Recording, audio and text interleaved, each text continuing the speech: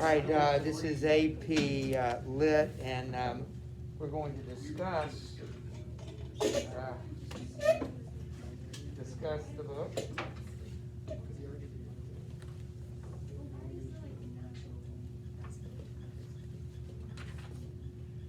Anybody want to be the first? Again, focus on the ending of it, and then connect it to anything else in the book. Remember Wednesday, when we write about this, you're going to have a very general, broad area to work with. So you ought to have in mind what the book means. That's everything we say today, everything I should somehow contribute to what the book means. And so I should be able to read that in the first paragraph of your paper Wednesday, depending on how the question is worded. But remember, that's usually always part of what they're going to ask you is, how does this contribute, whatever they're asking to look at, or me asking you, how does it contribute to the meaning of the work as a whole? So anybody want to start today? Yes, Willa.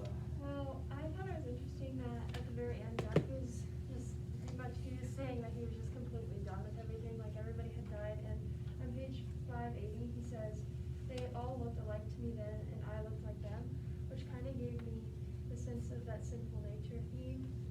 Sinful nature. Sinful.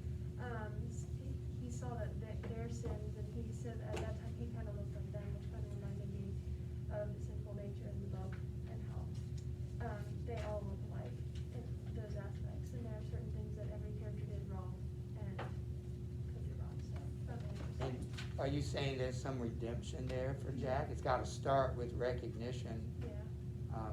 Think about Dimsdale on the scaffold. All that is confession. I mean, what was he able to do to change? Well, that shows a change. You know, he turned away from that sin, but he sure couldn't fix anything. You know, he and Hester were so. But we'd still say that's redemption. That's an archetypal thing. Redemption. You know, that was on the quiz Friday, Thursday. It's archetypes. You'll see those in literature going way back. Yes.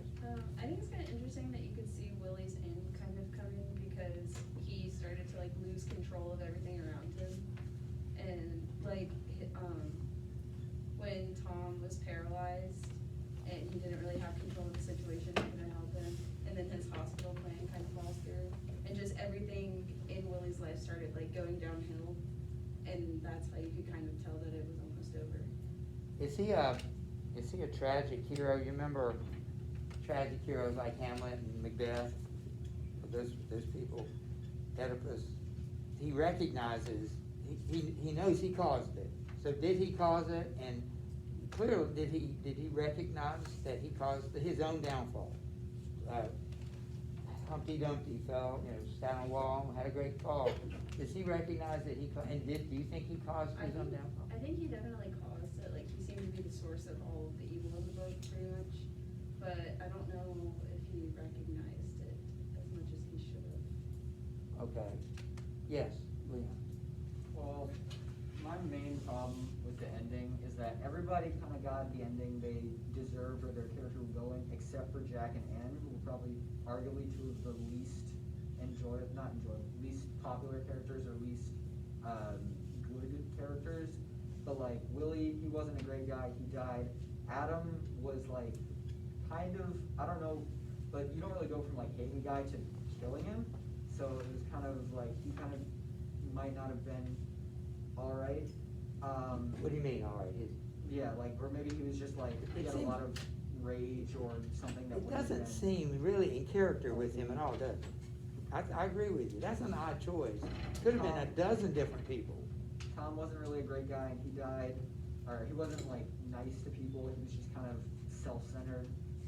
Lucy, she kind of got like a new start. She could kind of raise the child as she wanted to, instead of having Willie raise Tom as he wanted to. Sugar Boy just kind of, he was alright. He was just kind of there. And then Tiny Duffy kind of was like Willie 2.0. He was kind of like the lesser version of Willie, and he kind of rose to fill in the power that Willie had. So it kind of was the next progression. And yet, what does Jack, in a sense, threaten him with?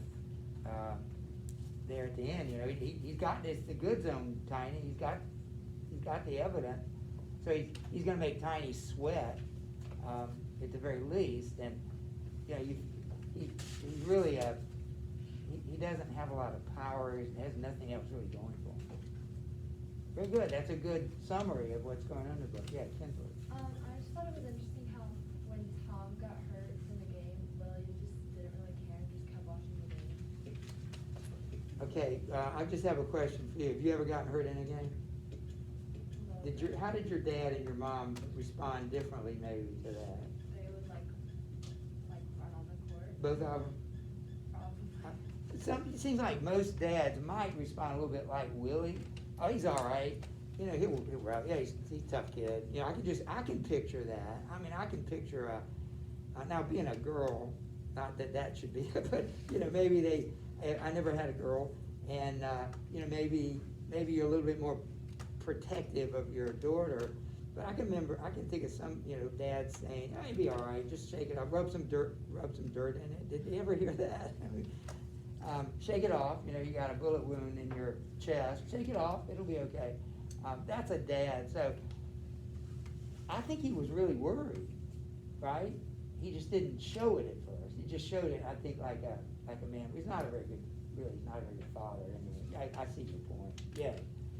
Tone and Jack was trying to finish his cast mastering paper, or like he was saying that he went back to it and was working on it, because I think that shows how after all of this, like he went through the kind of great twitch phase where he thought everything was just random and like he didn't like randomness was responsible for everything, and then when he goes back to working on cast master, that's just showing his personal growth, like where he's now willing to take responsibility for things.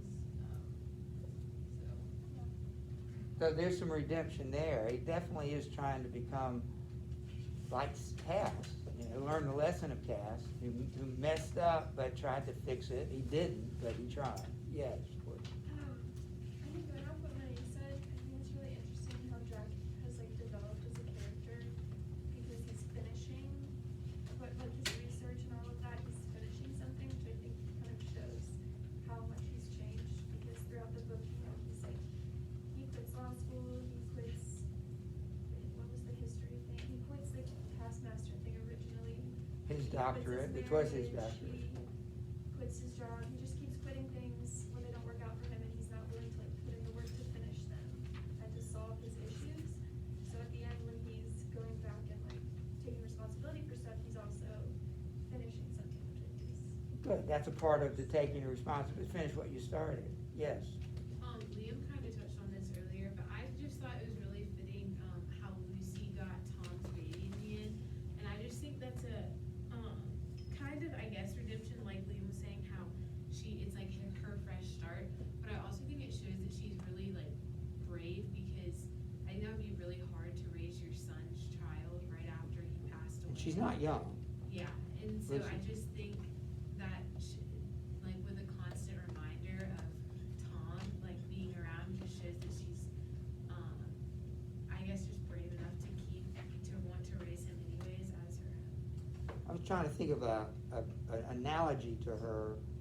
I think I can say you won't be familiar with any of these, but the woman maybe are often shown this way is silent sufferer. You know, they don't quit, they don't give up, they work through it. I mean, she is to me, she's a very admirable character.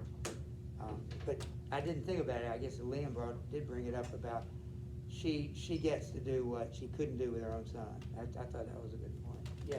Oh, I like how Jack, when he finds out that Duffy, I guess, indirectly caused the death of Willie, he just kind of lets it go a bit, kind of like getting away from like the politics and everything, like the, I guess, like getting back at each other kind of deal.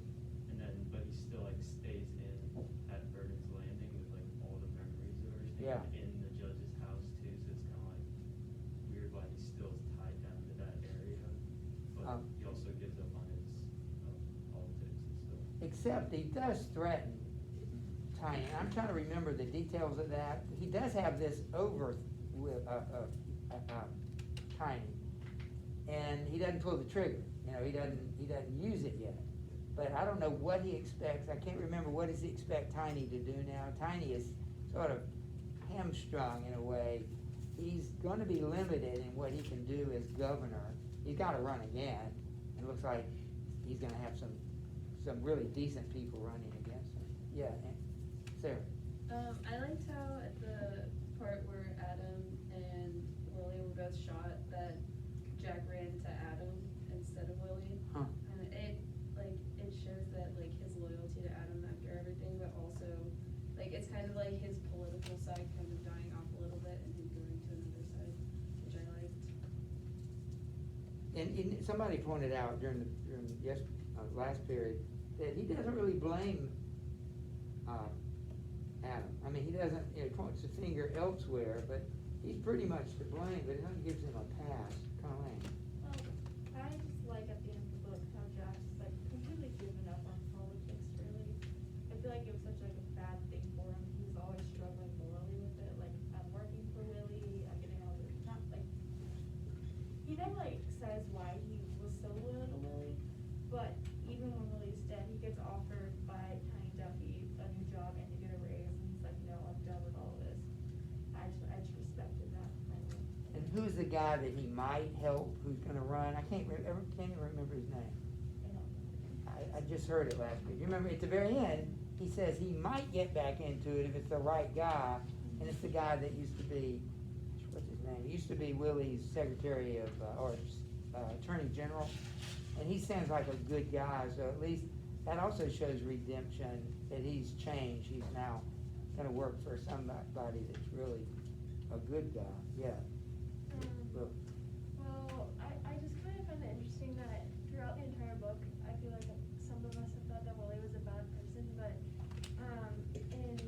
at the very end of the book, when Jack visits Lucy, she says, "Oh, I know he made mistakes, but he was a great man." Yeah. And she kept saying that, and I think that brings that to the focus of the reader and just being like, oh, we realize that everybody makes mistakes, and that also has to come into that sinful nature aspect, that everybody makes mistakes, and you don't have to call them a bad person Right. based on maybe the many mistakes that they make. Well, you made me think of, say, something like Thomas Jefferson. We found out he was a slave owner or had a relationship with one of his slaves. Does that make him less of a president? What about Jimmy Carter, who I voted for twice? You don't know anything about Jimmy Carter. He's a born-again Christian. But, I wouldn't have voted for him again because of his politics, because of what his party believed in. But he was probably a much better person than Thomas Jefferson. Yet, was Thomas Jefferson not now a great man because of what he did? I mean, we're not looking at this from God's point of view, but what about as a president? Does that distract from the fact Willie's corrupt, but did he do good? Is he a great man? What is greatness? It makes you define those terms. What does it mean to be a great president or a great man? All those things, I think, are questionable now. Yes. Well, one thing that's not really touched on very much in this book is religion. Like, that's not Yeah. really a main aspect of this book. No. But even from like the Christian point of view, you could kind of interpret that Willie's death was sort of divine intervention. Not divine intervention, but it was God's purpose, because he got shot, but he didn't die from getting shot. He died from the infection that he got later after he had gotten shot. So it was like he was surviving, but God was kind of like, no, it's your time to go, and you kind of served what you were supposed to do. So it could almost be interpreted as that. And I can't even remember his name. Huey Long, I had to look at it. I can't believe I could see it. Huey Long could have been a very dangerous president. He was killed just like Willie, because Willie's based on him. And he was, some people call him America's first dictator, because of the way he did business. And when you said God's intervention, maybe about John F. Kennedy. I mean, he's like a pretty, well, he wasn't a particularly moral man either, but, you wonder how God intervenes, and ultimately he does. He's everything that happens, he had his hands in it, that is God. Yeah. Well, I thought it was interesting what Willa just said, because after all that Willie had done and like participated in, like the bad politics and manipulation, it said that like crowds and crowds of people showed up at his funeral,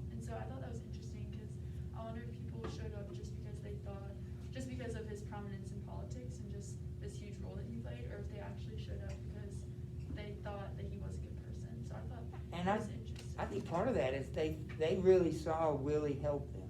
That's what makes me feel better about Willie, that these people were really helped by Willie.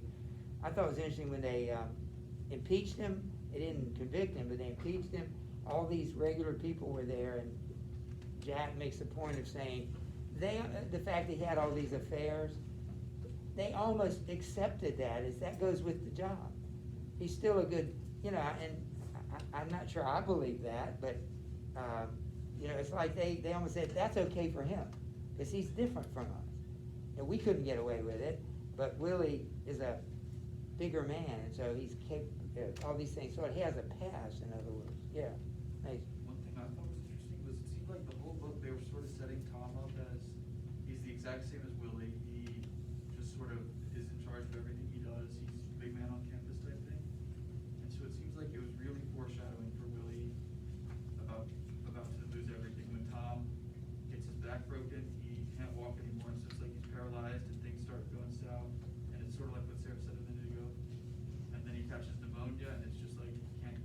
One thing after the other starts hitting him, and you're just sort of like, okay, so he's been just a mini Willie the whole time. So if this is starting to happen to him, something's about to happen to Willie right before it does. So it's sort of good foreshadowing. Let me just suggest one thing different, I think, between Willie actually, at least before his first running of for governor, when he changed, he had to work to become a lawyer. He actually put in the effort. He actually had. There's a good side of Willie where he worked. He was moral. He was good to his wife. Tom doesn't seem like he's been spoiled from day one. He's worse than the father, although like the father in all the bad ways. I don't know if he was like him in any of the good ways. Kieran, yeah.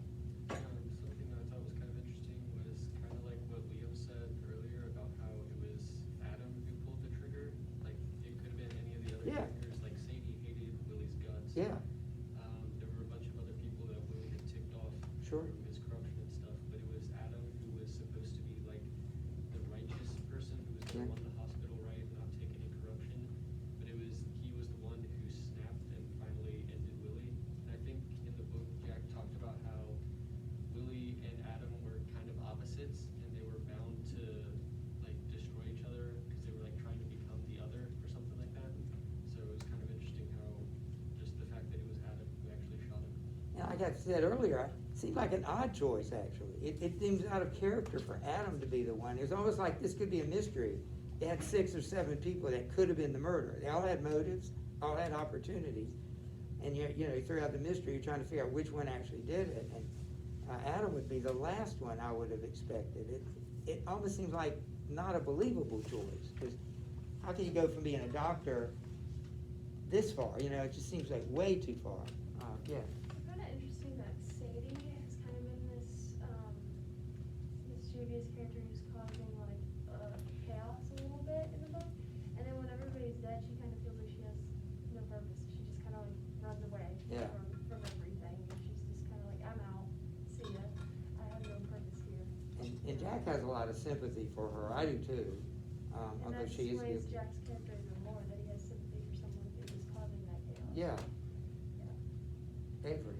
I found it interesting the contrast between Jack as like a self-proclaimed student of history, and he had like such a big history of like not having a good relationship with his mom, and he never really knew his dad was up until the end, versus Willie, who didn't really know his history, he didn't know his parents, and he never really had like a formal education. And then at the end of the book, Jack said the truth brought his past back to him, like when his mom admitted to being in love with the judge always, and he felt sort of redeemed, whereas Willie was kind of destroyed by the truth, because when Adam found out about his affair, that led to him being killed. Who did you say was destroyed by the truth? Willie. That's a good point. You're the only one who's mentioned the mother in all this, his mother, how she, did say she loved him, and that redeemed her in Jack's eyes. Maggie. This is from, can we talk about chapter 7? Yeah. I found the great twitch really interesting because Jack spent a long time thinking, and then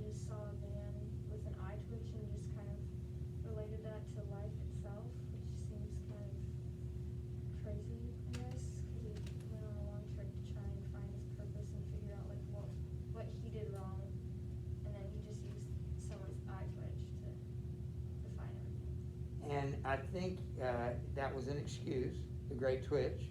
Were you gonna talk about that? Yeah, I was just gonna talk about how I feel like when he came up with the Great Twitch, he was so desperate for something to like sort of absolve him. Not like it was like he knew what he was doing might not be like looked on as like a great thing in the future, but I think he needed an explanation for himself. But by the end of the book, he can like forget that belief because he's grown with what happened at the end of the book. Because I think the entire book, he sort of stagnated, but by the end, he sort of starts growing again, which I think it's like, because the book is about Jack, it's about his growth, and while like Willie and all these other characters have like their moments and they, like they're interesting to read. Jack, like Jack is the one that grew the most through the book, because he's one of the only people who lived, but I think the Great Twitch was sort of his mind giving him an excuse to live the way he wanted to. You don't have to answer this before we go. Think about, have you ever had a situation that you put off? In other words, you were avoiding responsibility for something, and have you ever had an experience where you, it just came back to bite you eventually, you know, that you had to eventually do what you always were trying to avoid doing. At some point, you just ran out of real estate. You couldn't run anymore. You don't have to share it. I'd be interested to hear it, but that's sort of Jack. You know, we put it off, great twitch, big sleep, whatever you call it. Finally, there was no way out like Dimsdale, but to go back to the beginning and fess up. You know, he had to deal with that, just like the judge in House Seven Gables. That whole business, same thing. Archetypical thing, if you think about it. It's like an archetype. This thing, we see it over and over again. And then, I thought it was funny that, like, after Jack has this revelation about the Great Twitch, where he's like, that's the costlessness of life, let me go watch a lobotomy. Like, it was just so random. you know what that makes me want to do is think about what is the connection between those things, because we know the author has placed those things, juxtaposed them close to each other for a reason. I mean, to me, the Great Twitch is like a lobotomy. A lobotomy, your brain gets, you get rewired somehow. And it's not, do they even do those anymore? I mean, I hope not. That sounded awful. But it's like, that's not the way, a pill or surgery cannot fix everything. We can't take a pill for it. We can't get it removed surgically. Sometimes we just got to face it and live with it. Yes. I just noticed how Sadie was always claiming that she like made Willie, and then in the end she was the one who ended him. Yeah. So I thought, or it just kind of made me wonder if maybe she felt like she needed to take responsibility for like the monster she made, or like if, like I don't know, if it was just her own like ending up hating him, or And if she felt bad. Don't you think she wanted to get rid of him because she felt like she made him and he never appreciated it? But you're right. And she does cooperate with Jack, so maybe that's her way of, facing that responsibility. Eli. I think the point you made earlier about him having to like go back to the beginning and like absolve himself or like restart basically, I think it's interesting how by the end of the book he sort of is given a second chance at like how he came to be the person he was, because he's back with Anne. He is working on the book about Cass Master again. He like sort of fixed his relationship with his mom. He found out who his real dad was, and he sort of let that part of. And he took responsibility for it. So like, I think Oh, in Dad. a lot of ways he's sort of able to like start his life again, but with all the knowledge he had from the mistakes he made with Willie. That's why I like literature, because you're safe in reading about other people's problems and how they deal with them, and you might be able to use some of that in your life. Yes. Going back to Jack's mom, he said that he had learned the truth from her, and that he had learned that who she actually was, and that he could accept the past. And so I just found it was interesting that all this time he was just living in the present and what was happening, but with his mom he could finally accept the past, and she had just like she had accepted it. Do you think the fact that the judge was his father does that raise him in your estimation or lower him? Did he handle that? Well, having an affair is no excuse for that, but how he handled the post-affair, did he handle it right? I feel like Ellis Burden, his fake dad, the one he thought he was his dad, but was the father. Now we know why he left, right? Because of the affair. Seemed like he did the noble thing. You don't have to, but instead he didn't kill anybody. He just left because he had too much pride to live with this woman who committed adultery, and the judge never admits it, never raises his son. That, to me, that makes him look worse than better, although I guess you could make the case. And a lot of people don't like the ending because it's too happy. Did you say that earlier? Somewhere today, it's too happy. It's not in keeping with, you just mentioned, everybody gets what they deserve, except Jack and Ann. Somebody said that in here. I don't know, yeah. And so they don't like the ending because of that. So they should have to pay more, because Jack did pay. You know, he lost his best friend. He lost 3 fathers, right? If you think about it, Willie was a father figure.